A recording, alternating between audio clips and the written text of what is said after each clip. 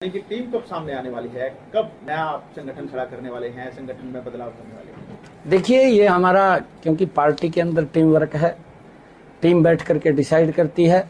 अभी तो मेरे को ये कहा है कि लोगों का आशीर्वाद लेना है और मैं कार्यकर्ताओं का आशीर्वाद ले रहा हूँ, मैं जन का आशीर्वाद ले रहा हूँ और भरपूर आशीर्वाद और सहयोग मिल रहा है। और 2024 के अंदर नरेंद्र मोदी की सरकार, मनोहर लाल जी की सरकार, ये डबल इंजन की सरकार हमने बनानी है, जिससे इस देश का गौरव, इस देश का सम्मान और ऊंचा हो। नहीं, 2024 नजदीक है तो संगठन में क्या कुछ मूलभूत बदलाव करने की जरूरत है, इस पर क्या कुछ काम करने वाले हैं? नहीं, देखिए, मैंने कहा है, पिछली बार 75 पार का नारा था, 40 पर गाड़ी अटक गई थी। इस बार 2024 में कैसे इन सीटों को बढ़ाया जाएगा? मैं आपके सामने एक बात कह रहा हूं, मैं हरियाणा प्रदेश का आज ये 14वां जिला है। मैं हरियाणा प्रदेश के लोगों के चेहरे को पढ़ करके एक बात बोल रहा हूं। मैं हरियाणा प्रदेश के लाखों भारतीय जनता पार्टी के कार्यकर्ताओं के चेहरे को पढ़ करके एक बात बोल रहा हूं कि अब की बार 2000 में ये 75 पार होंगी और मनोहर सरकार तीसरी बार होगी। ये 75 पार होंगी, आप देखना आपके सामने है। आप क्या कहेंगे कि मुख्यमंत्री मनोहर लाल कहते हैं कि जातिगत जनगणना नहीं होनी चाहिए और आपने कहा था कि जातिगत जनगणना होनी चाहिए। दोनों के बयानों में आपस में परस्पर मेल नहीं है, आप क्या समझते हैं? नहीं, देखिए, मैंने ये कहा था, मैंने ये नहीं कहा था, मैंने एक शब्द कहा था कि हमारे जो उच्च स्तरीय लीडरशिप है उसके ऊपर गहन चिंतन और मंथन हो रहा है।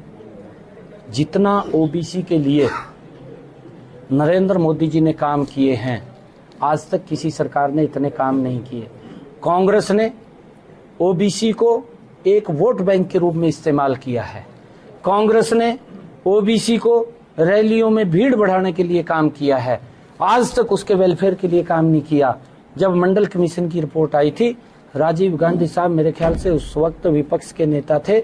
अगर आप जागरूक पत्रकार हैं, उसकी डिबेट वो निकाल करके लोकसभा से आपको मिल जाएगी।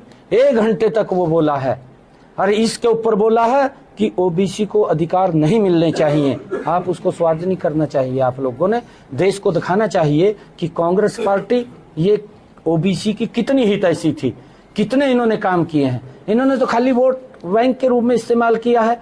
नरेंद्र मोदी जी ने आकर के ओबीसी आयोग बनाया, ओबीसी को संवैधानिक शक्तियां दी।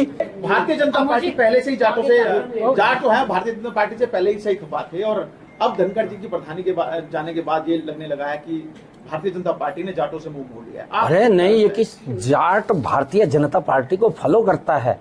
जाट हमारा वोट बैंक है और जाट भारतीय जनता पार्टी को, नरेंद्र मोदी जी और मनोहर लाल जी की नीतियों को प्यार करता है। और मैं आपको बताना चाहता हूं, जो कांग्रेस में है, देखिए, अलग अलग व्यक्ति के विचार हो सकते हैं। जो कांग्रेस में की नीतियों को फॉलो करता है वो कांग्रेस के साथ खड़ा है, जो इनेलो की नीतियों को फॉलो करता है इनेलो के साथ खड़ा है, और जो भारतीय जनता पार्टी की नीतियों को फॉलो करता है वो जाट समाज भारतीय जनता पार्टी के साथ खड़ा है। ऐसा नहीं है कि आदरणीय धनखड़ जी हमारे वरिष्ठ नेता हैं, भारतीय जनता पार्टी के राष्ट्रीय मंत्री हैं, उनका जो एक्सपीरियंस है हरियाणा को मिला है और आगे भी हम उनका लेंगे, उनका आशीर्वाद लेंगे। क्योंकि ये हमारी पार्टी के अंदर ही संभव है कि 3 साल के बाद कि अध्यक्ष चेंज होता है, बदलाव होता है, और उसके अंदर मुझे एक छोटे से कार्यकर्ता को इतनी बड़ी जिम्मेवारी दी है।